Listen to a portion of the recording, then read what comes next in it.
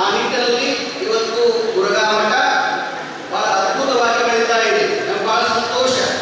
ಅನೇಕ ವರ್ಷಗಳ ನಂತರ ಈ ವೇದಿಕೆಗೆ ಬಂದಿರುವುದು, ಅದು ಮಲ್ಲಿಕಾರ್ಜುನ ಜಗದ್ಗುರು ಸ್ವರ್ಗಸ್ಥಾನ 20 ವರ್ಷಗಳ ನಂತರ ನಾವಿಲ್ಲಿ ಬಂದಿರುವುದು ಒಂದು ಬಹಳ ಧನ್ಯವಾದವನ್ನ ನಮ್ಮ ಕಳಸದವರಿಗೆ ಇಚ್ಛೆ ಪಡ್ತೇವೆ. ನೀವು ಅಧ್ಯಕ್ಷರಾದ ಮೇಲೆ ಬಸವಕುಮಾರ ಸ್ವಾಮೀಜಿಯವರಂತಹ ವಿಚಾರವಂತರು ಈ ಸದಸ್ಯರಿಟ್ಕೊಂಡು ಏನು ಕಳೆದ 8 ತಿಂಗಳಿಂದ ಏನು ಮುರುಘಾ ಮಠ ಇದೆ ಅದರ ವ್ಯವಸ್ಥೆ